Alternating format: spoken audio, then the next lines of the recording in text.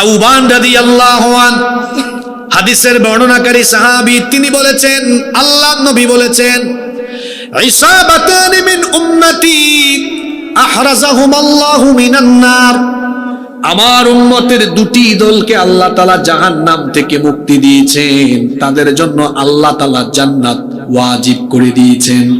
কথা বুঝে থাকলে বলেন কয়টা দল? তো যেই দুই দলের মানুষের জন্য জাহান্নাম হারাম, ওই দুই দলে আমরা থাকতে চাই কি চাই না? আরো জোরে বলেন, চাই কি চাই না?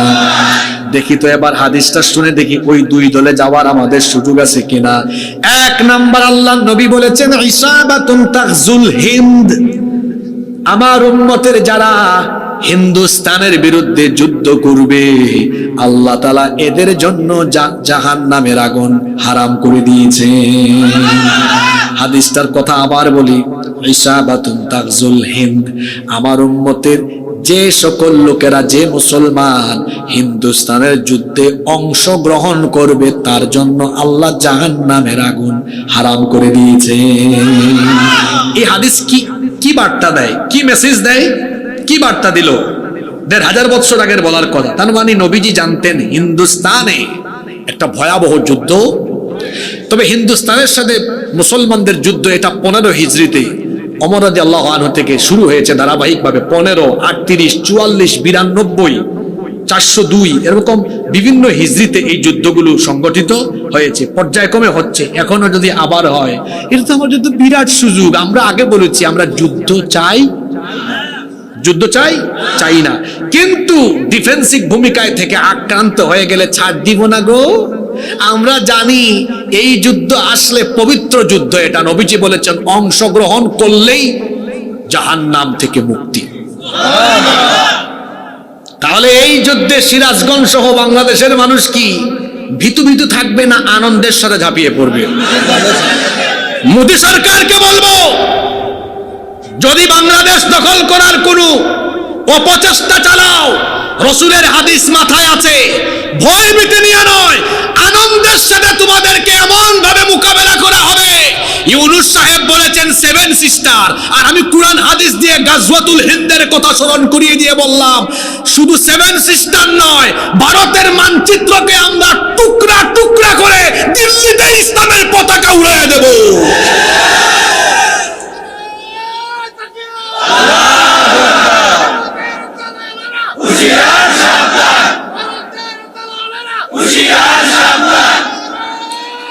শুধু দালাল নয়, ভারতও সাবধান হোক।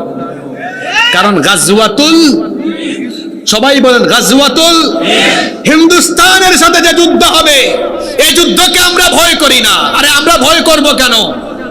উহারা চাহুক, আমার জাতীয় কবি বলেছেন, উহারা চাহুক দাসের জীবন, আমরা শহীদি দরজা চাই, নিত্য মৃত্যু ভিতরা, মোরা মৃত্যু কোথায় খুঁজে বেড়াই। আল্লাহু আকবার। নবীজি বলেছেন, আমার উম্মতের দুইটা দল জাহান্নাম থেকে মাফ পাবে। সুবহানাল্লাহ। এক দল যারা কাদের বিরুদ্ধে যুদ্ধ করবে? জোরে, কার বিরুদ্ধে? আরেক দল বাকি আছে না? আরেক দলকে আল্লাহর নবী বলেছেন, ইসাবাতুন তাকুনু মা ঈসা ইবনে মারইয়াম আলাইহিস সালাম। আরেক দল হলো যারা ঈসা আলাইহিস সালামের সৈন্য হবে, ঈসা আলাইহিস সালামের সাথে থাকবে। আমরা জানি পৃথিবীর একজন নবীর এখনো মৃত্যু হয় নাই, ইন্তেকাল হয় নাই, সেই নবীর নাম হলো ঈসা আলাইহিস সালাম। যদিও খ্রিস্টানদের আকীদা হলো তারা ঈসা আলাইহিস সালামকে শুলে চড়িয়ে হত্যা করেছে, কিন্তু যাকে তারা শুলে চড়িয়ে হত্যা করেছে তিনি ঈসা ছিলেন না, ওই ব্যক্তি ছিল মিসা। এটা ঈসা ছিল না, এটা ছিল যে সৈন্যরা ঘরে ঢুকেছিল তাদের মধ্যে একজনকে ঈসা নবীর রূপ দিয়েছেন কে? আর ঈসা নবীকে আল্লাহ আসমানে উঠাইছেন। তার কারণ হলো দুইটা কারণ। একটা কারণ আল্লাহ তাকে হেফাজত করলেন, 2 নম্বর কারণ হলো ঈসা নবী আল্লাহর কাছে দোয়া করেছেন, আল্লাহ শেষ নবী তো আমার পরেই আসবেন, তুমি যদি আমাকে তার উম্মত বানাতা তাহলে আমার মনের আশা পূরণ হয়ে যেত। আল্লাহ বললেন, যাও, মনের আশাটা পূরণ করে দিলাম, তোমারে আমি নবীও বানালাম, মৃত্যু না দিয়ে লম্বা হায়াত দিয়ে বাঁচিয়ে রাখবো, যাতে করে শেষ নবীর উম্মত আমি তোমাকে বানাতে পারি। সেই ঈসা নবী শেষ নবীর উম্মত হিসাবে কিছুদিন পরেই আসবেন সিরিয়াতে। কোন দেশে? সিরিয়া। এটার অনেক ফজিলত আছে। আজকে আমার ফেসবুক পেজে ওই স্টেজে উঠার আগে কয়েকটা হাদিস পোস্ট করলাম সিরিয়ার ফজিলত। আল্লাহ রাসূল বলেছেন সিরিয়া হচ্ছে আরদুল মাহশারি ওয়াল মানশার, এটা হবে কিয়ামতের ময়দান। আল্লাহর নবী বলেছেন এই সিরিয়া হবে কিয়ামতের আগে মুসলিম বিশ্বের হৃৎপিণ্ড। সিরিয়া হবে, আল্লাহর নবী বলেছেন সিরিয়া হবে কিয়ামতের আগে ক্ষমতার হেডকোয়ার্টার। সিরিয়া থেকে গোটা বিশ্ব শাসন করা হবে। ইমাম মাহদি আসবেন, ইমাম মাহদি গোটা পৃথিবী শাসন করবেন। আর সেই গোটা পৃথিবীর ক্ষমতার কেন্দ্রবিন্দু, তার হেডকোয়ার্টার, হেড অফিস হবে কোথায়? ঈসা আলাইহিস সালাম আসবেন কোথায়? সিরিয়ার কোথায়? আল্লাহর নবী বলেছেন সিরিয়ার পূর্ব দিকের সাদা গম্বুজওয়ালা একটি মসজিদে ফজরের নামাজের সময় দুইজন ফেরেশতার কাঁধের উপরে ভর করে মসজিদের ছাদে তিনি অবতরণ করবেন। ইমাম মাহদি নামাজের ইমামতির জন্য যাবেন, ইকামত হয়ে যাবে, তাকায় দেখবেন, তিনি দেখেই চিনে ফেলবেন দাড়ি থেকে ঠক ঠক করে পানি পড়ছে, দেখেই চিনবেন, বলবেন আসেন আপনি ইমামের জায়গায় দাঁড়ান। ঈসা আলাইহিস সালাম এসে বলবেন না, আমি ইমামতির জন্য আসি নাই, আমার আল্লাহ আসল কামের জন্য পাঠাইছেন। আজকে আপনি ইমামতি করেন, আমি পেছনে মুক্তাদি মুসল্লি হব, নামাজ শেষ হবে। ঈসা আলাইহিস সালাম বলবেন দাজ্জালের দাজ্জালীয় দিনের শেষ দিন আজ। আমাকে আল্লাহ পাঠিয়েছেন দাজ্জালকে হত্যা করার জন্য। আল্লাহর নবী বলেছেন সেই দিন ঈসা আলাইহিস সালামের সাথী যারা হবে তাদের সব গুনাহ মাফ। আল্লাহ তাদেরকে জাহান্নাম থেকে মুক্তি দিবেন। যদি আমরা হায়াতে ইমাম মাহদিকে দেখি পাই, তারা তো সিরিয়ায় থাকবেন, অসুবিধা নাই। কালো পতাকা নিয়ে আমরা ইমাম মাহদি আর ঈসা আলাইহিস সালামের সৈন্য হব। কারা কারা রাজি নাই হাত তুলে? অসুবিধা নাই, জুসের ঠেলায়। আল্লাহ আমাদের মুখের টানেন না, ভিতরের টানেন। সুবহানাল্লাহ পড়েন। ইমাম মাহদির সৈন্য হতে রাজি আছেন তো? ইনশাআল্লাহ। তাহলে দুইটার মধ্যে যে কোনো একটা অপশন। হাদিসটা মনে রাখেন, এটা গাজওয়াতুল হিন্দের ব্যাপারে প্রায় 7-8টা হাদিস এসেছে। এটা হলো একমাত্র হাদিস যে হাদিসের ব্যাপারে মুহাদ্দিসিনে কেরামের মন্তব্য হলো এই হাদিসের সনদ সহিহ। আর বাকি আরো কয়েকটা হাদিস আছে সনদের দিক থেকে মুহাদ্দিসিনগণ বলেছেন এগুলো সনদ হলো দাঈফ। যেমন এক হাদিসে এসেছে আবু বকর রাদিয়াল্লাহু আনহু বলেছেন, ও নবী, আমি বেঁচে থাকলে জান মাল দিয়ে ওই যুদ্ধে শামিল হব। এই হাদিসগুলোর সনদ দাঈফ। কিন্তু একটা হাদিসের ব্যাপারে মুহাদ্দিসিনগণ একমত, এটা সহিহ হাদিস, যেটা আমি তেলাওয়াত করলাম, শোনালাম। আমার উম্মতের দুই দলকে আল্লাহ জাহান্নাম থেকে মুক্তি দিবেন। এক দল যারা হিন্দুস্তানের বিরুদ্ধে যুদ্ধ করবে, আরেক দল যারা ঈসা আলাইহিস সালামের অনুসারী হবে। এই দুই দলে থাকতে কারা কারা রাজি? দুই হাত তুলে দেখান তো। যার সাথে আল্লাহ আছেন তাকে মোকাবেলা করার মতো কোনো পরাশক্তি পৃথিবীতে নাই। আল্লাহ তাআলা যার সাথে থাকবেন তার কোনো ক্ষতি আসমান জমিনের অন্য কেউ করার কোনো ক্ষমতা রাখে। আমাদের জাতির পিতাকে আরো জোরে বলেন। তিনি কি জোর করে জাতির পিতা হয়েছেন নাকি? তাকে জাতির পিতা যিনি বানিয়েছেন, গলার আওয়াজ বড় করে সবাই বলেন তিনি কে? সেই আল্লাহ বলছেন মিল্লাত আবিকুম ইব্রাহিম, তোমাদের মিল্লাতের পিতা হলেন ইব্রাহিম। আমাদের জাতির পিতা আল্লাহর খলিল সাইয়েদনা ইব্রাহিম আলাইহিস সালাম, তিনি যখন ঈমানের দাওয়াত আরম্ভ করলেন, এই অপরাধে নমরুদ এবং তার বাহিনী গ্রেফতার করে তার জন্য বিশাল আয়তনের আগুনের কুণ্ডলী প্রজ্বলন করলো। বিরাট একটি এলাকা জুড়ে তারা আগুন জ্বালিয়ে দিল। সেখানে ইব্রাহিম আলাইহিস সালামকে নিক্ষেপ করে তাকে তারা পুড়িয়ে মারবে। সব ধরনের আয়োজন যখন তারা সম্পন্ন করলো, ফেরেশতা এসে বললেন, ওগো আল্লাহর খলিল ইব্রাহিম, আপনাকে নমরুদ এবং তার বাহিনী কিছুক্ষণ পরে আগুনের কুণ্ডলিতে ফেলে দিবে। আহার এই অবস্থা দেখে আসমানের ফেরেশতা পর্যন্ত তারা আপনার এই অগ্নি পরীক্ষার পরিস্থিতি দেখে তারা বড় ব্যথিত, তারা বড় কষ্ট পেয়েছে। আপনি যদি আমাকে হুকুম করেন তো আমি চাইলে নমরুদের জ্বালানো এই অগ্নিকুণ্ডকে মুহূর্তের মধ্যে আমি চাইলে এবং আমি চাইলে সাগরের মধ্যে তা নিক্ষেপ করতে পারবো। আল্লাহু আকবার। ইব্রাহিম আলাইহিস সালাম তখন বললেন, তুমি যে আমাকে এই কথা বললে, আমাকে হেল্প করার জন্য আল্লাহ তাআলা তোমাকে আদেশ করেছেন নাকি তুমি নিজে নিজেই এই কথা বলছো? ফেরেশতা তখন বললেন, আমাকে আল্লাহ এখনো হুকুম করেন নাই, আমি নিজে থেকে আপনার সাহায্যের জন্য এগিয়ে এসেছি। ইব্রাহিম আলাইহিস সালাম তখন বললেন, যদি আমার রব তোমাকে হুকুম না করেন তো তোমার মতো ফেরেশতার সাহায্য আমার দরকার নাই। আমি যে অগ্নিকুণ্ডে কিছুক্ষণ পরে আমার জন্য যে আগুনের কুণ্ডলী প্রস্তুত করা হয়েছে সেখানে ঝাঁপ দিলে যদি আমার আল্লাহ খুশি হন তো আমার আল্লাহকে বলে দিও, একবার নয় দুইবার নয়, আল্লাহ যতবার চাইবেন ততবার আমি আগুনে ঝাঁপ দিতে রাজি আছি। ফেরেশতাকে তখন জাতির পিতা শোনায় দিলেন, কি সুন্দর কথা বললেন, আল্লাহ সেটাকে কোরআনের আয়াত বানিয়ে দিলেন। তিনি তখন বললেন, হাসবুনাল্লাহু ওয়া নি'মাল ওয়াকিল।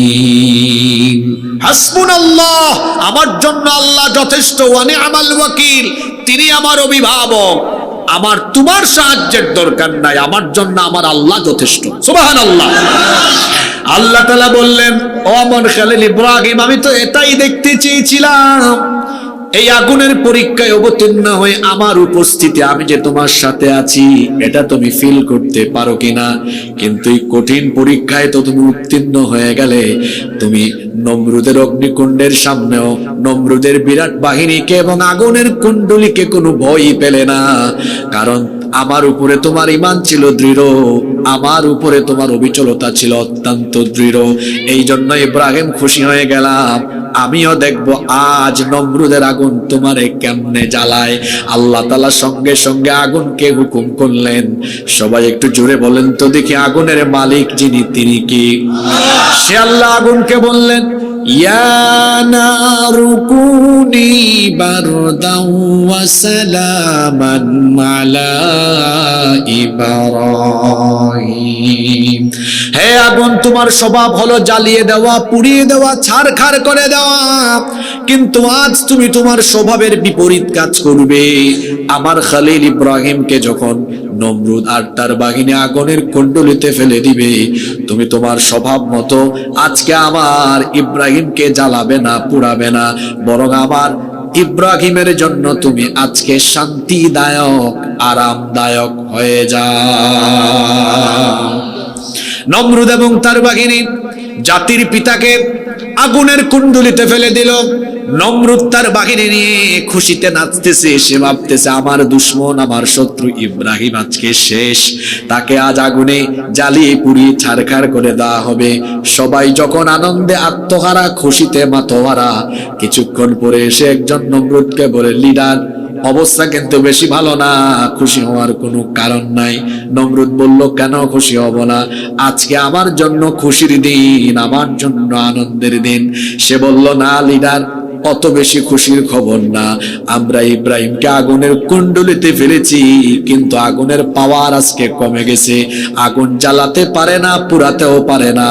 তাকায়া দেখেন, আগুন আজকে ইব্রাহিমের জন্য ফুল বাগান হয়ে গিয়েছে।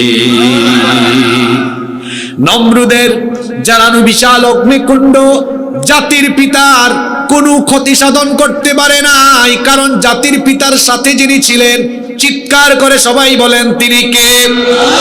সে আল্লাহ যার সাথে থাকবেন ওই ব্যক্তিকে কেউ কোনো ক্ষতি করতে পারবে না, ওই ব্যক্তিকে দুনিয়ার কেউ মোকাবেলা করতে পারবে। ওইদিকে আল্লাহর নবী সাইয়েদনা মুসা আলাইহিস সালাম তার উম্মত নিয়ে বড় টেনশনে, উম্মত নিয়ে বড় পেরেশানিতে আছেন, কারণ অত্যাচারী, স্বৈরাচারী, জালেম শাসক ফেরাউন মুসা নবীর উম্মত বনি ইসরাইলের উপরে অবর্ণনীয় মাত্রায় জুলুম, নির্যাতন, নিষ্পেষণ চালাচ্ছে। তিনি তার উম্মতের নাজাতের জন্য পেরেশান। এমন সময় আল্লাহ একদিন তাকে বললেন, আজকে রাতের বেলা তোমার উম্মত নিয়ে মিশর ত্যাগ করো, হিজরত করে অন্যত্র রওনা করো। আল্লাহ নবী মুসা আলাইহিস সালাম তিনি আল্লাহর হুকুম মোতাবেক তার উম্মত বনি ইসরাইলকে নিয়ে অজানা গন্তব্যে রওনা করলেন। এই খবর ফেরাউনের কানে চলে গেল। ফেরাউনও তার বাহিনী নিয়ে পেছন থেকে ধাওয়া করলো।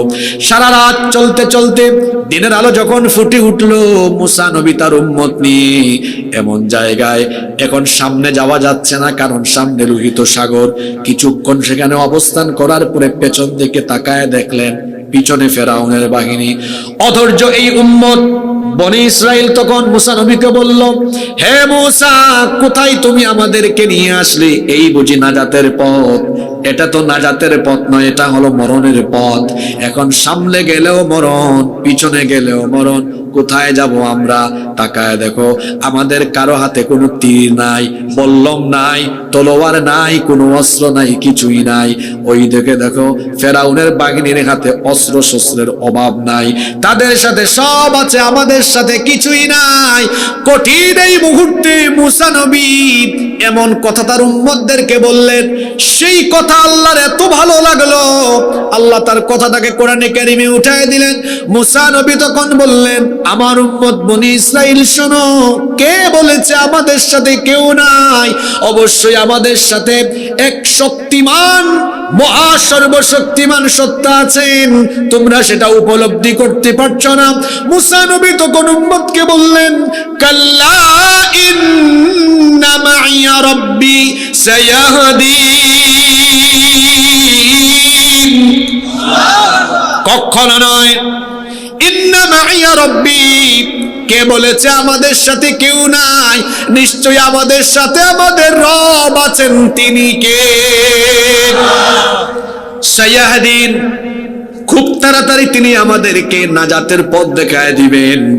বলেন তো দেখি, মুসা নবীর উম্মতের কোনো অস্ত্র শস্ত্র ছিল না, ওইদিকে ফেরাউনের সব ছিল। ফেরাউনের সব থাকা সত্ত্বেও সেই দিন কি ফেরাউন মুসা নবী এবং ইমানদারদেরকে মোকাবেলা করতে পেরেছিল নাকি? আমি দুর্বল ইমানদার দেখতে পারি না, একদম দেখতে পারি না। কথা ভালো করে জবাব দিবেন, মনোযোগ দিয়ে শুনবেন আর বলবেন, মুসা নবীর উম্মতকে ফেরাউন সেদিন মেরেছে? আপনি কি শুধু শুনেন না, একটু বুঝে বুঝে শুনেন যে কত বড় কথা। এদিকে সবার অস্ত্র আছে, কি অস্ত্র? মরণাস্ত্র, ধরলেই মাইরা ফেলতে পারবে এমন মরণাস্ত্র আছে না? এদের কাছে কিছু আছে? তো মুসা নবীর উম্মত বলতেছে, আমরা আজকে শেষ, কচু কাটা করে ফেলবে ফেরাউন, আমাদের সাথে কিছু নাই, ওদের সাথে সব আছে। মুসা নবী বলছেন, আমাদের সাথে এমন একজন আছেন যা তাদের নাই, আমাদের সাথে যিনি আছেন তিনি কে? সে আল্লাহ বললেন, মুসা, তোমার ঈমান দেখে আমার বড় ভালো লাগলো, যাও রাস্তা বানায় দিলাম, এই রাস্তা দিয়া সাগর ক্রস করো। আর ফেরাউনের বাহিনীকে আজ তুমি আর তোমার উম্মত মোকাবেলা করার দরকার নাই, আজকে তোমার উম্মতকে আমি আল্লাহ নাজাত দিব এবং ফেরাউনের বাহিনীকে আমি আল্লাহ আজ নিজে শায়েস্তা করব। আল্লাহু আকবার।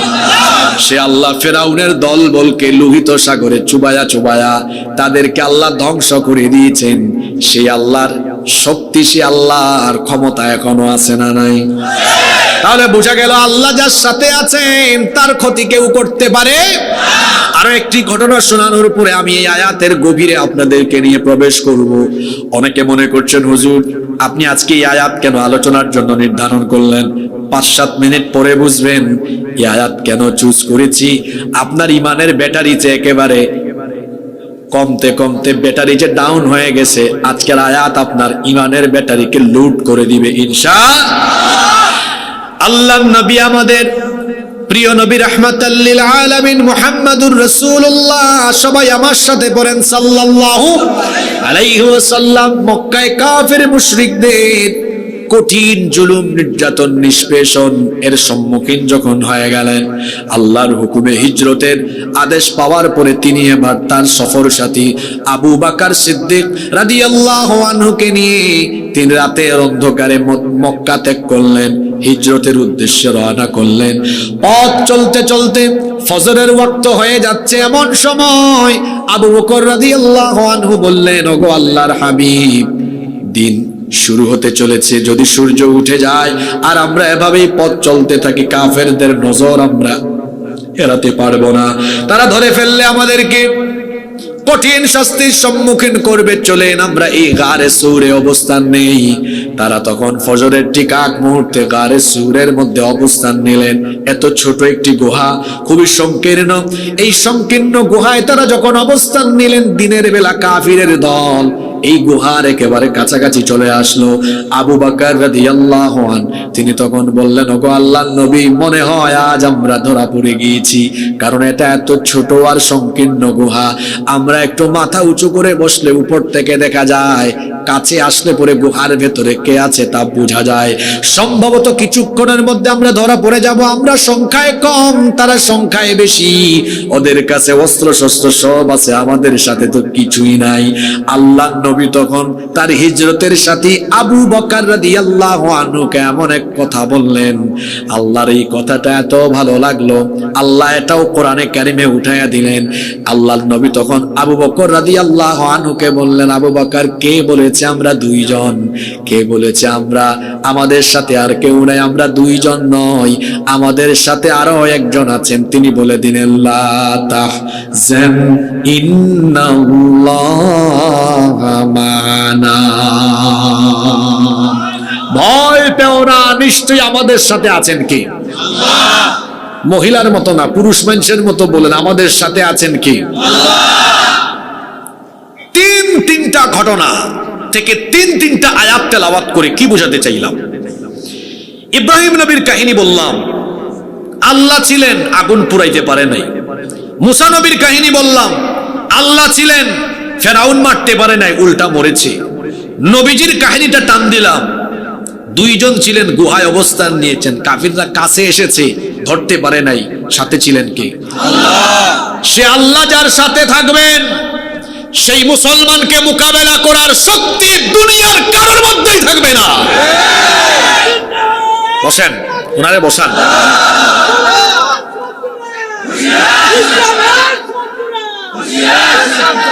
আপনি এত আগেই যদি বসা থেকে দাঁড়ায় যান, একটু পরে যখন আয়াতের গভীরে ঢুকবো তখন তো লাফ মারে উঠে যাবেন আবার।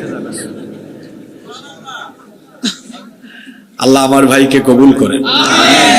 মনোযোগ আছে আপনাদের?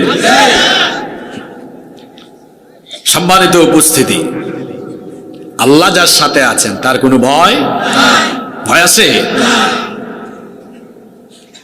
আল্লাহ আমাদের জন্য, জোরে বলেন, জোরে বলেন, মুসলমান কোনদিনও কোয়ান্টিটি দিয়ে দুনিয়াতে আধিপত্য বিস্তার করে নাই।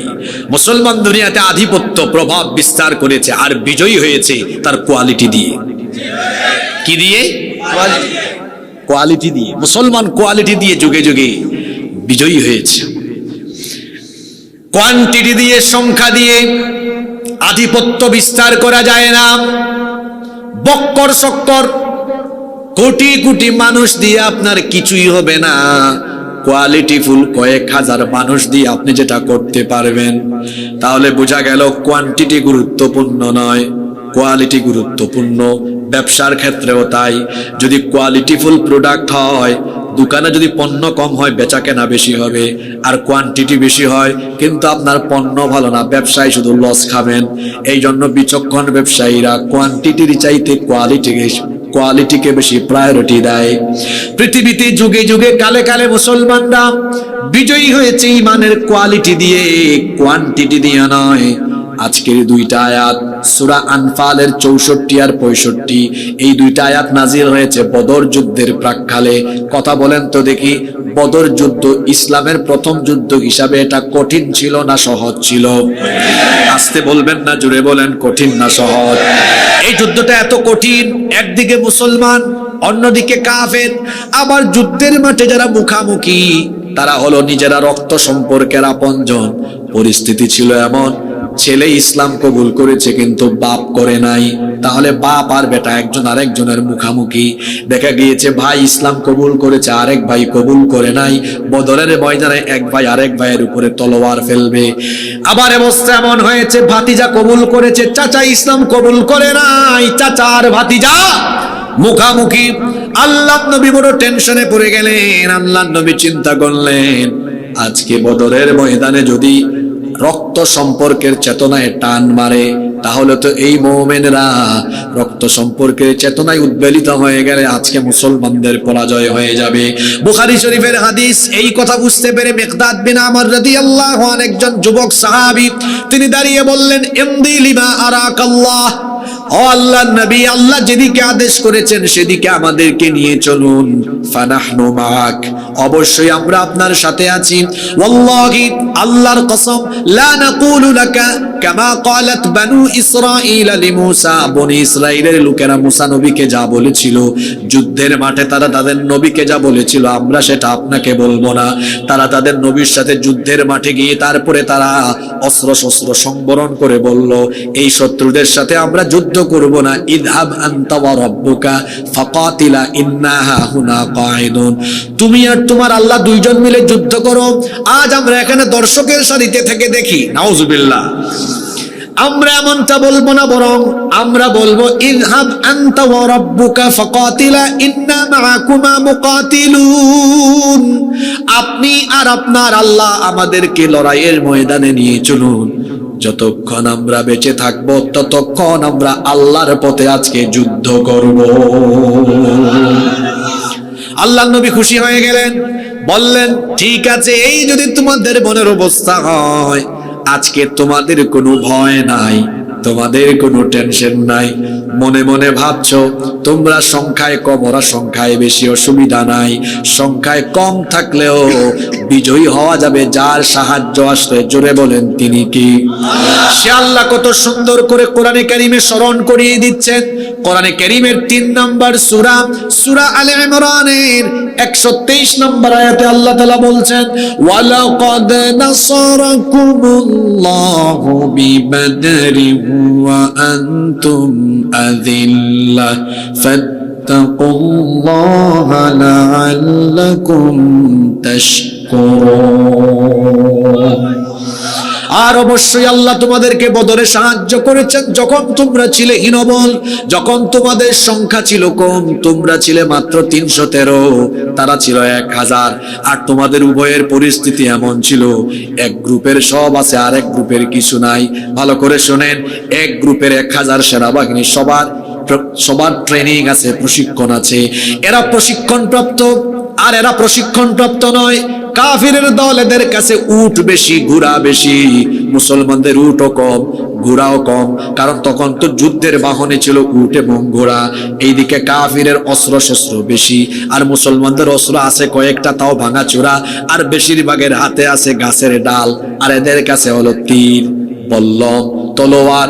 সংখ্যায় বেশি, অর্থবল, জনবল, সৈন্যবল, রসদ, সব দিক থেকে তারা এগিয়ে, মুসলমানরা সব দিক থেকে পিছিয়ে। কাফিরদের সবকিছু বেশি বেশি, আর মুসলমানদের সবকিছু, আরো জোরে বলেন। কিন্তু মুমিনদের একটা জিনিস ছিল যেটা কাফিরদের নাই, সেটার নাম হলো ঈমান। জোরে বলেন, সেটার নাম কি? এই ঈমানি অবিচলতার কারণে আল্লাহ তাআলা বললেন, ও হাবিব, এত টেনশন কিসের? আপনার সাথে, আপনার এই সাহাবীদের সাথে, বদরি সাহাবীদের সাথে অস্ত্র শস্ত্র, তাদের ট্রেনিং নাই, প্রশিক্ষণ নাই, অস্ত্র নাই, কিন্তু আমি আল্লাহ তো তাদের সাথে আছি। আরো আসতে বলেন সুবহানাল্লাহ। আজকে কি আমার সাহায্য যথেষ্ট নয়? আমি আল্লাহ যদি ফেরেশতা পাঠাই তাহলে কি সেটা আপনার জন্য যথেষ্ট হবে না? পরের আয়াতে নবীজি বললেন, সাহাবীরা শোনো শোনো, আল্লাহ কোরআনে এটা উঠায়া দিলেন, ইল তাকুলু লিল মুমিনিনা আলাইয়াকফিয়াকুম আইয়ুমিদ্দাকুম রাব্বুকুম বিসালাসাতি আলাফিম মিনাল মালাইকাতি মুনজালিন। স্মরণ করুন যখন আপনি ইমানদারদেরকে বলেছিলেন তোমাদের কিছুই নাই, ওদের সব আছে, কিন্তু এটা কি তোমাদের জন্য যথেষ্ট নয় যে আল্লাহ তাআলা তোমাদেরকে আজকে 3000 ফেরেশতা পাঠায়া এই যুদ্ধে আল্লাহ তোমাদেরকে সাহায্য করবে? এবার আমাকে বলেন তো, আল্লাহ তাআলা কি এই যুদ্ধে মুমিনদেরকে সাহায্য করেন নাই? আসতে বলবেন না, জোরে বলেন, আল্লাহ কি করেন নাই? দেখুন, আমি আপনাদেরকে সূরা আনফালের 12 নম্বর আয়াতটা তেলাওয়াত করে শোনাই। আল্লাহ যখন মুমিনদেরকে যুদ্ধে বিজয়ের জন্য ওয়াদা দিলেন। এই ওয়াদাটা কেমনে বাস্তবায়ন করলেন? ইয ইউহি রাব্বুকা ইলাল মালাইকাতি আন্নী মাআকুম ফাসাব্বিতুল লাযীনা আমানু সাউলকি ফি কুলুবিল লাযীনা কাফারুর রু'বা ফাদরিবু ফাওকাল আ'নাকি ওয়াদরিবু মিনহুম কুল্লা বানান। আল্লাহ বলছেন, স্মরণ করুন যখন আপনার রব ফেরেশতাদেরকে ডেকে বললেন, আমি আমার নবীকে ওয়াদা দিয়েছি বদরে আজ আমি তাকে সাহায্য করব, তোমরা নেমে যাও, আমি তোমাদের সাথে আছি। যুদ্ধের ময়দানে গিয়ে এমন অবস্থান নাও, ফাতাব্বিতুল লাযীনা আমানু, যাতে করে ঈমানদাররা যুদ্ধের ময়দানে একেবারে দৃঢ়ভাবে দাঁড়িয়ে থাকে, কাফেররা যেন পিছু হটাতে না পারে। আল্লাহু আকবার। কোরআনে কারীমের শব্দ চয়নের নমুনাটা কত চমৎকার হতে পারে দেখুন। আল্লাহ বলছেন সাউলকি ফি কুলুবিল লাযীনা কাফারুর রু'ব, আল্লাহ বললেন যাও ফেরেশতারা নামো, আমি কাফেরদের অন্তরে ভয় ঢুকায়া দিব। আমি যখন তাদের অন্তরে ভয় ঢুকায়া দিব, ফাদরিবু ফাওকাল আনাক, দেখেন আল্লাহ কি বলছেন, ফাদরিবু ফাওকাল আনাক, তোমরা নামো, নেমে গিয়ে আমার মুমিনরা কাম করার আগে তোমরা কাম করো। কি করবা? ফাদরিবু ফাওকাল আনাক, প্রত্যেকটা কাফিরের গর্দানের উপরে আঘাত করে মাথা আলাদা করো। আল্লাহু আকবার। ফাদরিবু ফাওকাল আনাক, গর্দানের উপরে আঘাত করে মাথা আলাদা করতে থাকো। ওয়াদরিবু মিনহুম কুল্লা বানান, জুড়ায় জুড়ায় মারো। এখন এই যে আল্লাহ এই আদেশ দিলেন ফেরেশতাদেরকে, জুড়ে বলেন কাকে? কোন যুদ্ধে? জুড়ে বলেন কোন যুদ্ধে? কাকে আদেশ দিলেন? কিসের আদেশ? কিসের আদেশ? মারার আদেশ। এবার আসেন তো ফেরেশতা ঠিক মতো কুপাকুপি করছে কিনা এটা একজন কাফিরের মুখ থেকে শুনি, আর আরেকজন বদরি সাহাবীর মুখ থেকে শুনি। আবু জেহেলের পুলার নাম ছিল ইকরিমা, আবু জেহেলের ছেলের নাম কি? এই ইকরিমা বলছে, বদরের যুদ্ধে আমরা 1000 ট্রেনিং প্রাপ্ত প্রশিক্ষিত অস্ত্র শস্ত্রে সজ্জিত বাহিনী নিয়ে যখন আমরা আনন্দের সাথে মুসলমানদেরকে অ্যাটাকিং এর জন্য যাচ্ছি, মনে বড় আনন্দ, এরা দুর্বল বাহিনী কয়েক মিনিটে শেষ করে ফেলবো।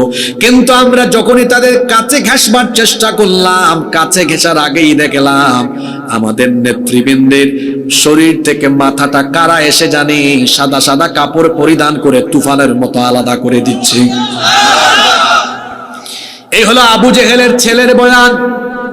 আরেকজন বদরি সাহাবী আবু দাউদ ইবনে মাজিনা রাদিয়াল্লাহু আনহু তিনি বলছেন, আমি এক মুশরিকের গায়ে আঘাত করতে যাব, আমি তলোয়ারটা উঁচু করে ধরলাম।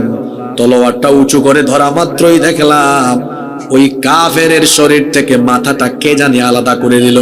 ডানে বামে তাকালাম, কাউকে দেখলাম না। হঠাৎ করে সাদা পোশাক পরিহিত একজনকে দেখলাম, আমার চোখের সামনে হঠাৎ করে আবার অদৃশ্য হয়ে গেল।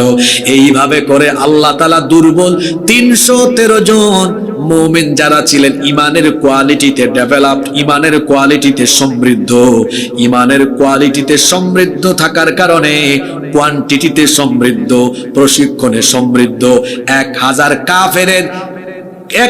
কাফেরের বিরাট সৈন্যবাহিনীকে ফেরেশতা পাঠায়া শায়েস্তা করে বদরের যুদ্ধে ইমানের কোয়ালিটিতে উত্তীর্ণ মুমিনদেরকে যিনি বিজয় দিয়েছেন তিনি কি? সে আল্লাহ এখন আর নাই, থাকলেও আগের মতো পাওয়ার নাই। জোরে বলেন। বলবেন হুজুর তো এই আয়াত তিলাওয়াত করে এতগুলো রেফারেন্স টেনে আনলেন কেন? কেন জানেন না? আজ পাশের দেশ আমাদেরকে ভয় দেখায়। ঠিক আছে কথা? পপুলেশন কম, মিলিটারি কম, তোমাদের তেমন কিছুই নাই, ব্যাককলের দল। কে বলেছে আমাদের কিছু নাই? আমাদের এমন জিনিস আছে যা তোমাদের নাই। আমাদের ঈমান আছে, তোমাদের ঈমান নাই। এই ঈমানের কোয়ালিটিতে 14 কোটি মুসলমান যদি নিজেকে ডেভেলপ করে দাঁড়িয়ে যায়, ভারত কেন গোটা পৃথিবী তাদেরকে মোকাবেলা করতে পারবে না।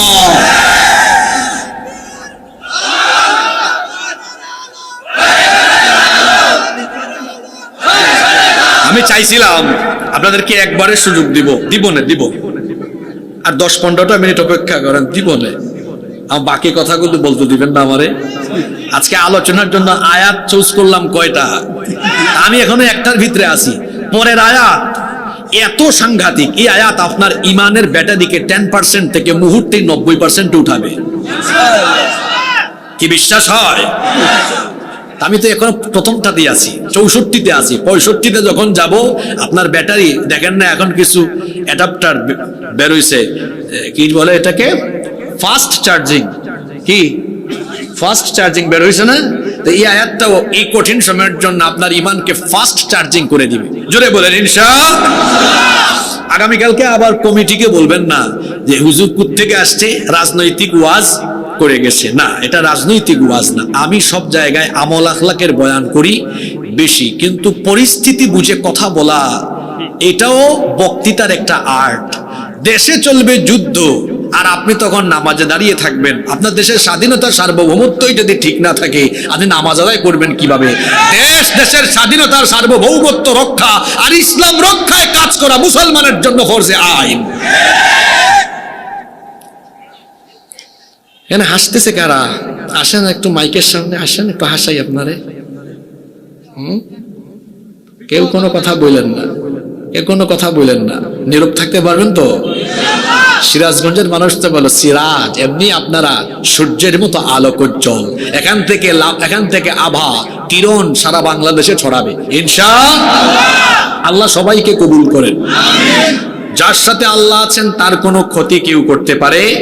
তাহলে মুসলমান কোয়ান্টিটি দিয়ে নয়, মুসলমান বিজয়ী হয় কি দিয়ে? জোরে বলেন কি দিয়ে?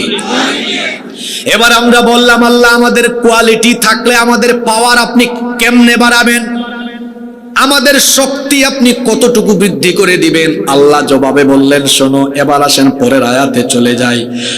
আল্লাহ তাআলা এবার বলছেন যদি কোয়ালিটি থাকে তো কি হবে শোনো।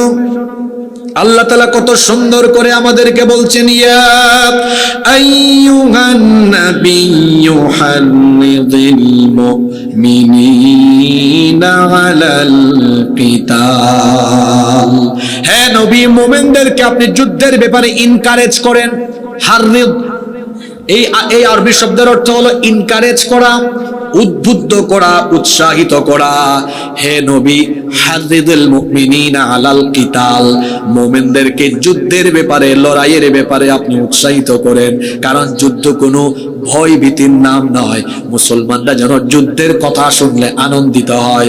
কারণ মুসলমান যুদ্ধে অবতীর্ণ হলে তার জন্য সুখবর আছে দুইটা। জোরে বলেন কয়টা? এক নম্বর সুখবর হলো যদি এই যুদ্ধে সে অবতীর্ণ হয় তার শক্তি আল্লাহ নিজে বাড়িয়ে দিবেন, আল্লাহ তারে সাহায্য করবেন, এই ওয়াদাকার। দুই নম্বর কারণ মুসলমান এই কারণে খুশি হবে, যুদ্ধে যদি তার জীবনও চলে যায় হারানোর কিছু নাই। যুদ্ধে যদি তার জীবন চলে যায় বিনা হিসাবে, বিনা বিচারে শহীদ হিসাবে আল্লাহ তাকে জান্নাত দান করে দিবে। এজন্য আল্লাহ বলছেন নবী, মুমিনদেরকে যুদ্ধের ব্যাপারে আপনি উৎসাহিত করেন।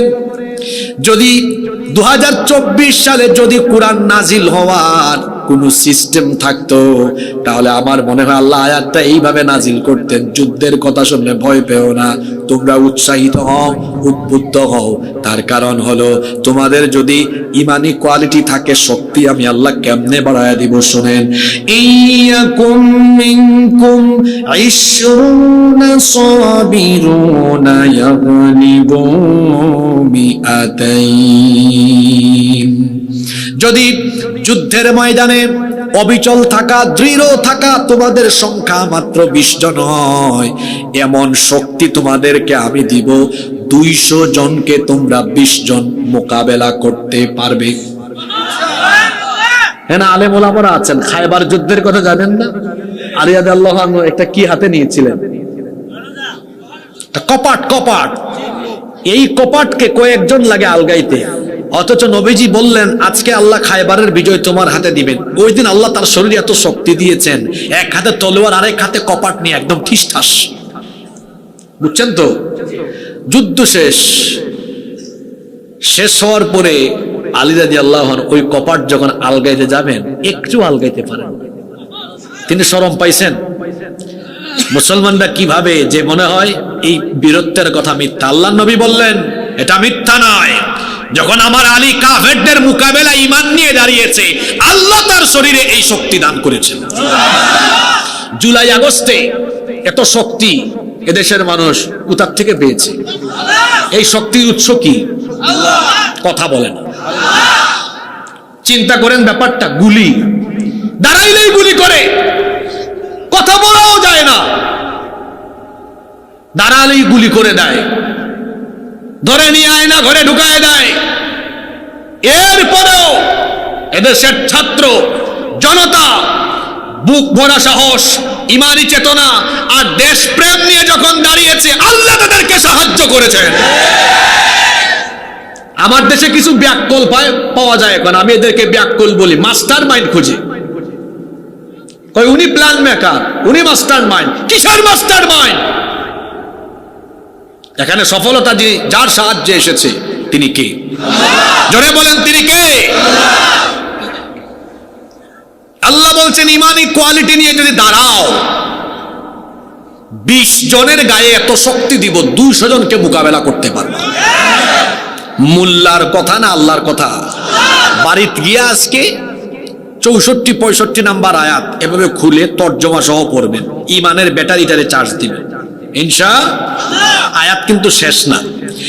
এরপরে আল্লাহ বলছেন ওয়া ইয়াকুম মিনকুম মিআতুন ইয়াগলিবু আলফাম মিনাল্লাযীনা কাফারু বিআন্নাহুম কওমুল লা ইয়াফকাহুন। আর ইমানি কোয়ালিটিতে সমৃদ্ধ মুসলমানের সংখ্যা যদি 100 হয়, তাহলে এমন শক্তি দিব 100 জন 1000 জনকে পরাজিত করে দিবে। দেখি বলেন তো, 20 জনে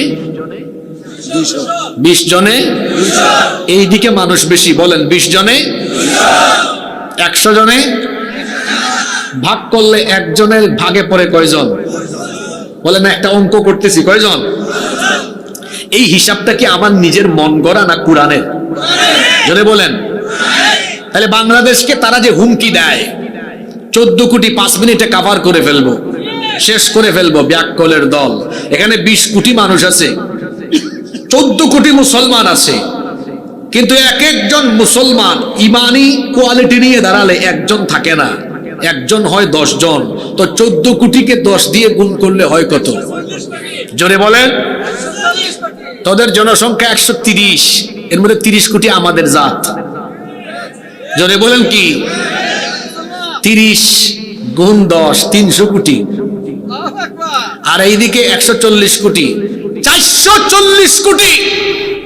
পাটা পুতাইলের মাঝখানে থাকলে যা হয়, এইদিকে বাংলাদেশ, ওইদিকে ভারতের মুসলমান, পাটা পুতাইলের মাঝখানে ঢুকায় তোমাদেরকে শেষ করে ফেলবে। 14 কোটি মুসলমানের সামনে আল্লাহর দুশ্মন 100 কোটি দাঁড়িয়েও কিছুই করতে পারবে। আমরা যুদ্ধ চাই না, আমরা শান্তি চাই, শান্তির পক্ষে। তবে মুসলমান সব সময় ডিফেন্সিভ ভূমিকায় থাকে, ডিফেন্সিভ ভূমিকায়, কখনো আক্রমণাত্মক না। মুসলমানরা আক্রমণ করে না, তবে আমরা শান্তিপ্রিয় হলেও আমরা কিন্তু বড় তেজস্বী, আমরা বীরের জাত। আক্রান্ত হলে কাউকে ছাড় দেই না, আমরা কাউকে আগে মারতে যাই না। কিন্তু আপনি আমাকে আঘাত করবেন, থাপ্পড় লাগাবেন, আর আমি মাথা নিচের দিকে দিয়ে বসে থাকবো, মুসলমানের স্বভাবে মন নয়। মুসলমান তো বীরের জাতি, মাথা উঁচু করে দাঁড়ালে পায়ের তলায় পড়ে থাকা লাগবে। আজ ভারত বাংলাদেশের সাথে যে উত্তেজনাকর পরিস্থিতি সৃষ্টি করেছে, তার জন্য তারা নিজেরা দায়ী। কিরকম? 5ই আগস্টের পর থেকে আজ 8 ডিসেম্বর পর্যন্ত তারা তাদের মিডিয়ায় মিথ্যাচার, অপপ্রচার একচেটিয়া চালিয়ে 2 দেশকে আজ এই উত্তেজনাকর পরিস্থিতির সম্মুখীন করেছে।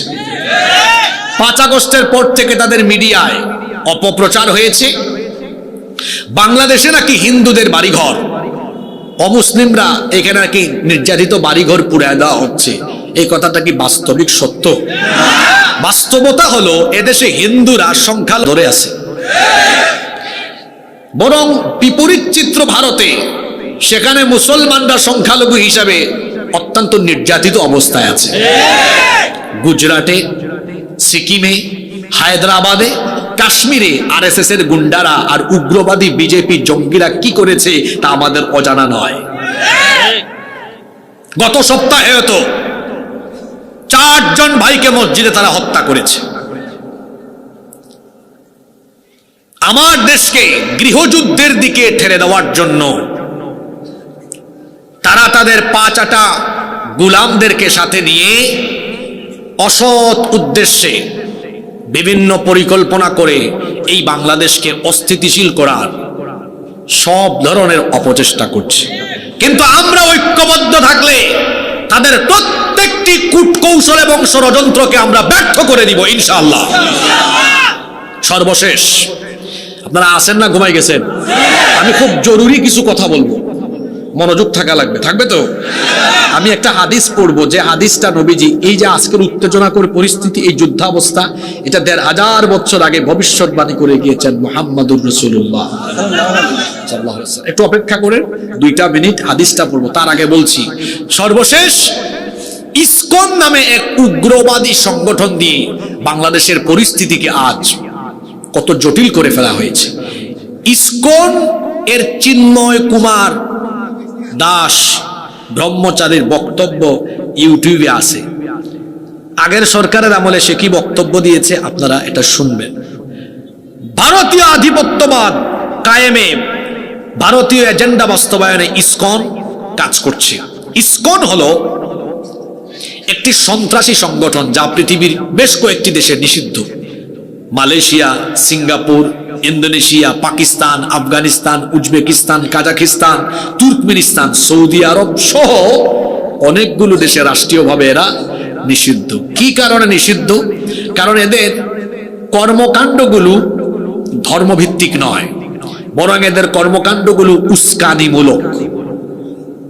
ইসকনের ফুল নেম হচ্ছে international society for Krishna consciousness, Bangla যার অর্থ হলো আন্তর্জাতিক কৃষ্ণ ভাবনামৃত সংঘ।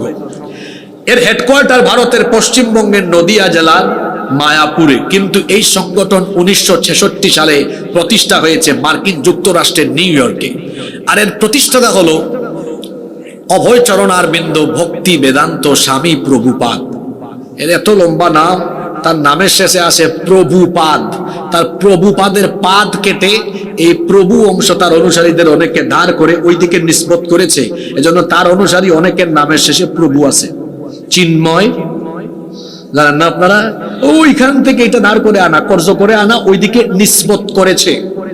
নিসবত বুঝেন তো, আলেমরা আছেন এখানে, নিসবত সম্পর্কযুক্ত করেছে ওই দিকে। শুনেন এবার, আশ্চর্যজনক তথ্য হলো, যে ব্যক্তি এই সংগঠন প্রতিষ্ঠা করেছে সে হিন্দুদের শিক্ষালয়ে পড়াশোনা করে নাই, পড়াশোনা করেছে খ্রিস্টানদের চার্চে। বলা হয় এটি নাকি হিন্দুদের ধর্মীয় সংগঠন, কিন্তু বাস্তব কথা হলো এটা হিন্দু লেবাসধারী ইহুদি নিয়ন্ত্রিত সংগঠন। এই সংগঠনের মূল চেতনা হলো পৃথিবীকে মুসলমান মুক্ত করো। বুঝে থাকলে বলেন, পৃথিবীকে কি মুক্ত করো? মুসলমান। এটা কাদের চেতনা? ইসকনের চেতনা। কাদের চেতনা? এই জন্য তারা দেখবেন ভারত সহ বাংলাদেশেও অনেক সময় হত্যাকাণ্ড এমন ভাবে ঘটিয়েছে, প্রকাশ্যে দিবালুকে। গত সপ্তাহে চট্টগ্রামে এই যে সাইফুল ইসলাম আলিফ, সে আর আমি একই বিশ্ববিদ্যালয়ের ছাত্র। সে যে ইউনিভার্সিটিতে পড়াশোনা করেছে, আমি ওই ইউনিভার্সিটি থেকে পড়াশোনা শেষ করেছি। দিনের বেলা অ্যাডভোকেট সাইফুল ইসলাম আলিফ আমার ভাইটাকে প্রকাশ্যে দিবালুকে যেভাবে এরা কুপিয়ে হত্যা করেছে, এদের এই কর্মকাণ্ড দেখে মনে হচ্ছে মানুষ হত্যা, গু হত্যা, তারা বলে গরু হত্যা, প্রাণী হত্যা মহাপাপ, কিন্তু যেমনে মানুষ মারে কাজ কারবার দেখে মনে হয় মানুষ হত্যা তাদের কাছে পুণ্যের কাজ, সওয়াবের কাজ। দিনের বেলা যেভাবে আমার এক ভাইকে দিবালুকে মানুষের সামনে কুপিয়ে হত্যা করেছে, এর থেকে প্রমাণ হয় এই ইসকন, এই সংগঠনটি হলো গুন্ডা পান্ডা আর সন্ত্রাস লালন পালনকারী একটি জঙ্গিবাদী দল। এই জন্য সরকারকে আমরা আহ্বান করব, জঙ্গিবাদী উগ্রবাদী চরমপন্থী সংগঠন হিসাবে বাংলাদেশে রাষ্ট্রীয়ভাবে ইসকনকে নিষিদ্ধ করতে হবে। শুধু তাই নয়, এই হত্যাকাণ্ডে যারা সম্পৃক্ত গ্রেফতার করার পরে দ্রুত ট্রাইব্যুনালে বিচার আরম্ভ করে প্রত্যেক আসামিকে ফাঁসির কাস্টে ঝুলাতে হবে। সম্মানিত ভাইয়েরা, এই চিন্ময় কুমারকে ধরেছে, আইনজীবী হত্যা হয়েছে। উচিত ছিল ভারত সরকার থেকে বিবৃতি দিলে আইনজীবী হত্যার ব্যাপারে দুঃখ প্রকাশ করা, না, তারা চিন্ময়ের ব্যাপারে বিবৃতি দিয়েছে, আইনজীবী হত্যার ব্যাপারে দুঃখ প্রকাশ করে নাই। ভারতের পররাষ্ট্র মন্ত্রণালয় এই বিবৃতি দিয়ে প্রমাণ করেছে তারা গুন্ডা পান্ডা আর সন্ত্রাসীদেরকে লালন পালন করে। আগরতলায় আমাদের উপহাই কমিশনকে হামলা করেছে, উপহাই কমিশনে হামলা করেছে। তারপরে ওইদিকে উগ্রবাদী হিন্দু বিজেপি উগ্রবাদী নেতা শুভেন্দু বেনাপুল পেট্রোপোল সীমান্তে সমাবেশ করে বলেছেন, আমরা সীমান্ত অবরোধ করব, কোনো পণ্য বাংলাদেশে ঢুকতে দিব না। আজকে থেকে 8-9 দিন আগের কথা, সেই দিন আমি শরীয়তপুরে মাহফিলে, ওই দিনই আমি তার বক্তব্যের জবাবে বলেছিলাম, শরীয়তপুর সহ গোটা বাংলাদেশের প্রত্যেকটি নাগরিককে আমি বলবো, চুপ করে বসে থাকুন। তার আলু, তার পেঁয়াজ, তার চিনি সীমান্তে সে আটকায় রাখুক, তার আলু তার পেঁয়াজ ওখানে পচে যাক। দেখবেন 1 সপ্তাহ পরে এমনিতেই বাংলাদেশের মানুষের পা ধরবে।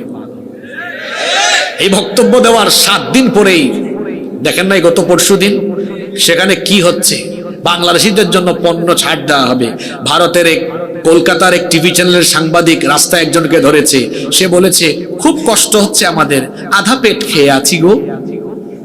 আমি এটা শুনে বললাম, আরো কিছুক্ষণ সবর করে না খায়া মরে যাবেন গো।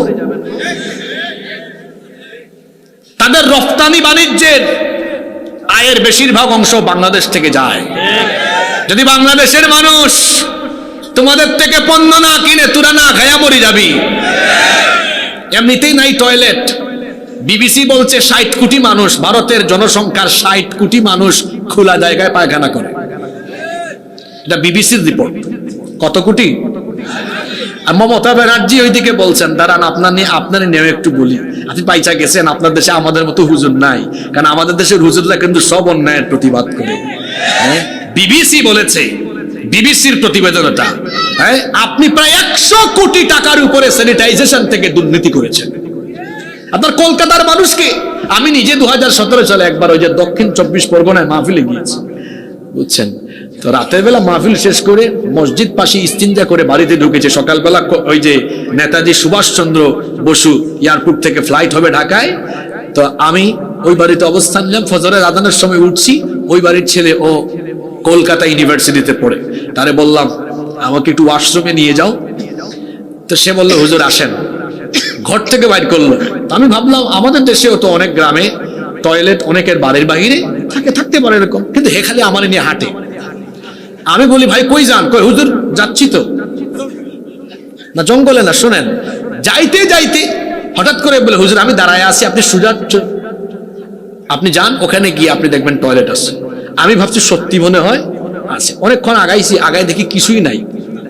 আমি ফিরে এসে বললাম ভাই দেখি তো কিছুই পাইলাম না। কয় হুজুর কেন, আপনি দেখেন নাই এই টাইমে অনেকেই কাম সারে? আমি বললাম রে তুই আমারে খেজুর ভাবছো, আমি তো হুজুর, আমি এই কাম করবো কিভাবে? কয় হুজুর আমাদের এখানে এইভাবেই কাম সারে। বললাম ভাই দরকার নাই, তুই আমার নিয়ে মসজিদে যা। আমি মসজিদে গেলাম, গিয়ে সেখানে ইস্তিনজা করে ওযু করে নামাজ আদায় করলাম। এই হলো ওদের অবস্থা। তোদের নাই টয়লেট, স্যানিটাইজেশন ব্যবস্থা ভালো না। এখন আমার দেশের মানুষকে চিকিৎসার জন্য আর পণ্য রফতানিতে বাধা দিয়ে তোদের পরিণতি তোরা নিজেরাই এত ভয়ঙ্কর করবি, না খাইয়া তোরা মরে যাবি। গত সপ্তাহে আমার বাংলাদেশি অসুস্থ মানুষের উপরে তোমরা মানসিক টর্চার চালিয়েছো, বলেছো ভারতীয় পতাকাকে প্রণাম করে চিকিৎসা দিতে হবে। সেখানে রোগী কমে গিয়েছে, এখন বাংলাদেশিরা যাচ্ছে না। এখন দেখছেন 30%, 50% ডিসকাউন্ট বাংলাদেশিদের জন্য, আলাদা হেল্পলাইন। বাংলাদেশের মানুষ এভাবে যদি আর কয়েকটা মাস ওখানে না যায়, আমার বিশ্বাস কুত্তার বাকালেজ এমনি সোজা হয়ে যাবে। অন্যদিকে আমি আরেকটা কথা আমার চিকিৎসক ভাইদেরকে বলবো, চিকিৎসক ভাই বোনদেরকে, মেডিকেল সায়েন্সের যে বই পড়ে ভারতীয়রা ডাক্তার হয়েছে, মেডিকেল সায়েন্সের সেম বই পড়ে আপনারাও ডাক্তার হয়েছে। আমি মনে করি আমার দেশের ডাক্তাররা আরো মেধাবী, শুধুমাত্র যদি আন্তরিকতা আপনারা চিকিৎসা ব্যবস্থায় বাড়াতে পারেন, ভারতের চাইতে উন্নত চিকিৎসা বাংলাদেশে দেওয়া যাবে।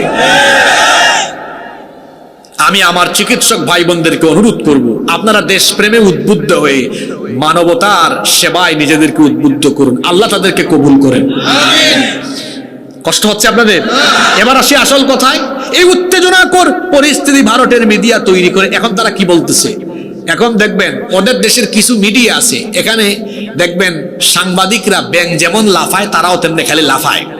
ওই যে একটা আছে রিপাবলিক বাংলার ময়ূখ রঞ্জন, তো ও দেখলাম বিরাট বড় ডিসপ্লেতে বাংলাদেশের পতাকা এনে তারপরে বলতেছে এই যে বাংলাদেশেরও চিকেন নেক আছে রংপুর, সিলেট, চট্টগ্রাম। আমার বাড়ি কোথায় জানেন তো আপনারা?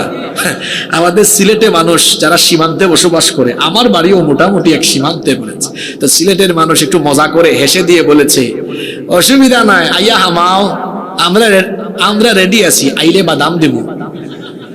কিতা দেব? আঞ্চলিক ভাষা আর কি, আইলে কিতা দেব? আইয়া হামাও, খালি হামাও মানে ঢুকো, হামাও মানে আমরা বলেছি আইয়া হামাও, হামাইলে কিতা দেব? চিনে নাই সিলেটিদেরকে। শাহজালাল রহমতুল্লাহ আলাইহির উত্তরসূরি আমরা। চিনেন শাহজালাল রহমতুল্লাহ আলাইকে, যিনি গৌর গোবিন্দকে সিলেট থেকে উৎখাত করে দিয়েছেন? সেই শাহজালালের রুহানি সন্তানরা সিলেটে আছে। 1 ইঞ্চি জমিনের উপরে চোখ দিলে সেই চক্ষুকে সিলেটের মানুষ উপড়ে ফেলবে। আর কি বলে চট্টগ্রামকে বাংলাদেশ থেকে আলাদা করে দিবে। এই ময়ূখ রঞ্জন, চট্টগ্রাম তোর বাপ দাদার নাকি রে? হ্যাঁ, যৌতুক দিবেন কেমনে? পালায়া তো গেছে, ইচ্ছা করে দিলে না কাম করতেন নাকি? পালায়া যাওয়ার কারণে এখন জোর করে যৌতুক নেয়। ওই ভাই একটু ফান করে বলছে আর কেন, আমিও কি বলছি আপনারা বুঝছেন নাকি? নাকি পালায়া যাওয়ার অপরাধে যৌতুক চায়? যৌতুক হোক আর যাই হোক, ৭১-এর পর থেকে এখন পর্যন্ত তারা আজ অবধি কখনো আমাদের সাথে বন্ধুত্বপূর্ণ ইনসাফপূর্ণ আচরণ করেনি। প্রভুগিরি দাদাগিরি দেখিয়েছে, আমার দেশের সব নিয়েছে, রুট, রেল, ট্রানজিট সব নেয়, আর বিনিময়ে দেয় সীমান্তে ফেলানির লাশ, দেয় শুকনা মৌসুমে পানি দেয় না, বর্ষা মৌসুমে তিস্তার ব্যারেজ খুলে দিয়ে ডুবায় মারে দেয়। ঠিক কিনা? বহুত দাদাগিরি প্রভুগিরি দেখিয়েছ। এখন এই জেন জি এর ছেলেরা আর নেক্সট জেনারেশন, আলফা জেনারেশন, এরা সবাই অত্যন্ত বিপ্লবী। এখানে যদি প্রভুগিরি আর দাদাগিরি খাটাতে চাও, বরদাস্ত করবে না দেশের 20 কোটি মানুষ। ভারত সরকারকে বলবো, উগ্রবাদী বিজেপি সরকারের সরকার প্রধান, আরএসএস নিয়ন্ত্রিত আপনি, আমরা জানি। নরেন্দ্র মোদীকে বলবো আপনি ক্ষমা চান। পালা কিন্তু এখন আপনার আর মিশরের সিসির। আফগানিস্তান, শ্রীলঙ্কা, বাংলাদেশ, আজকে কি হইল? আমি কি বলতেছি বুঝেন নাই? আজকে কি হইল? পালানো উদ্বোধন শিখায় গেছে আমার দেশের একজন, বাসারও পালায় গেছে, বাসারও পালায় গেছে। এখন আপনি বাকি আছেন, মোদিজি, আর ওইদিকে মিশরের আব্দুল ফাত্তাহ সিসি। মনে রাখবেন, এই সিরাজগঞ্জে আনারস চত্বর, গুল চত্বরে গত বছর মাহফিলে সূরা কাসাস থেকে আলোচনা করে গিয়েছিলাম। আমি ফেরাউনের কাহিনী সেখানে লম্বা সময় আলোচনা করে বলেছিলাম, পৃথিবীর কোন জালেমকে আল্লাহ ইজ্জতের সাথে বিদায় করেন না, বেইজ্জতের সাথে বিদায় করেন। এটা আল্লাহর রীতি, এটা আল্লাহর নীতি। দুনিয়ার কোন স্বৈর শাসককে, কোন জালেমকে আল্লাহ ছাড় দিবেন না, সকলের পরিণতি ভয়াবহ হবে। মোদিজিকে বলবো ক্ষমা চান বাংলাদেশের মানুষের কাছে। হাই কমিশনে হামলা হয়েছে, আপনার সরকার ক্ষমতায়, বাংলাদেশকে নিয়ে কটাক্ষ করেছেন। আমার দেশের পলাতক ব্যক্তিকে সেখানে আশ্রয় দিয়ে যা মন চায় তাই করছে। আর যদি আপনি মনে করেন আপনার দেশ বাংলাদেশকে অঙ্গরাজ্য বানাবে, দখল করবেন, এজন্যই তো আজকে আয়াত সিলেক্ট করে আমার দেশের মানুষকে আমি সতর্ক করছি, আমার দেশের মানুষের ভয় নাই। আমি বলেছিলাম একটা হাদিস শোনাবো, মনোযোগ আছে? কষ্ট হচ্ছে নাকি আপনাদের? আমাদের ভয় নাই। কেন ভয় নাই? তার কারণ হলো ১৫০০ বছর আগে আল্লাহ নবী আমাদেরকে জানিয়ে গিয়েছেন, হাদিসটি নাসাই এবং তিরমিজি শরীফে এসেছে। সাউবান রাদিয়াল্লাহু আনহু হাদিসের বর্ণনাকারী সাহাবী, তিনি বলেছেন, আল্লাহ নবী বলেছেন, ইসাবাতান মিন উম্মতি আহরাজাহুমাল্লাহু মিনান নার, আমার উম্মতের দুটি দলকে আল্লাহ তাআলা জাহান্নাম থেকে মুক্তি দিয়েছেন, তাদের জন্য আল্লাহ তাআলা জান্নাত ওয়াজিব করে দিয়েছেন। কথা বুঝে থাকলে বলেন কয়টা দল? তো যেই দুই দলের মানুষের জন্য জাহান্নাম হারাম, ওই দুই দলে আমরা থাকতে চাই কি চাই না? আরো জোরে বলেন, চাই কি চাই না? দেখি তো এবার হাদিসটা শুনে দেখি ওই দুই দলে যাওয়ার আমাদের সুযোগ আছে কিনা। এক নাম্বার, আল্লাহ নবী বলেছেন, ইসাবাতুন তাগজুল হিন্দ, আমার উম্মতের যারা হিন্দুস্তানের বিরুদ্ধে যুদ্ধ করবে, আল্লাহ তাআলা এদের জন্য জাহান্নামের আগুন হারাম করে দিয়েছে। হাদিসটার কথা আবার বলি, ইসাবাতুন তাগজুল হিন্দ, আমার উম্মতের যে সকল লোকেরা, যে মুসলমান হিন্দুস্তানের যুদ্ধে অংশগ্রহণ করবে, তার জন্য আল্লাহ জাহান্নামের আগুন হারাম করে দিয়েছে। এই হাদিস কি বার্তা দেয়, কি মেসেজ দেয়, কি বার্তা দিল? ১৫০০ বছর আগের বলার কথা। তার মানে নবীজি জানতেন হিন্দুস্তানে একটা ভয়াবহ যুদ্ধ। তবে হিন্দুস্তানের সাথে মুসলমানদের যুদ্ধ এটা ১৫ হিজরিতে ওমর রাদিয়াল্লাহু আনহু থেকে শুরু হয়েছে ধারাবাহিকভাবে। ১৫, ৩৮, ৪৪, ৯২, ৪০২ এরকম বিভিন্ন হিজরিতে এই যুদ্ধগুলো সংগঠিত হয়েছে, পর্যায়ক্রমে হচ্ছে। এখনো যদি আবার হয়, এটা তো আমাদের তো বিরাট সুযোগ। আমরা আগে বলেছি আমরা যুদ্ধ চাই, যুদ্ধ চাই চাই না, কিন্তু ডিফেন্সিভ ভূমিকায় থেকে আক্রান্ত হয়ে গেলে ছাড় দিব না গো। আমরা জানি এই যুদ্ধ আসলে পবিত্র যুদ্ধ, এটা নবীজি বলেছেন, অংশগ্রহণ করলেই জাহান্নাম থেকে মুক্তি। তাহলে এই যুদ্ধে সিরাজগঞ্জ সহ বাংলাদেশের মানুষ কি ভীতু ভীতু থাকবে না আনন্দের সাথে ঝাঁপিয়ে পড়বে? মোদী সরকারকে বলবো, যদি বাংলাদেশ দখল করার কোনো অপচেষ্টা চালাও, রাসূলের হাদিস মাথায় আছে, ভয় ভীতি নিয়ে নয়, আনন্দের সাথে তোমাদেরকে এমন ভাবে মোকাবেলা করা হবে। ইউনূস সাহেব বলেছেন 7 সিস্টার, আর আমি কুরআন হাদিস দিয়ে গাজওয়াতুল হিন্দের কথা স্মরণ করিয়ে দিয়ে বললাম, শুধু 7 সিস্টার নয়, ভারতের মানচিত্রকে আমরা টুকরা টুকরা করে দিল্লিতে ইসলামের পতাকা উড়িয়ে দেব।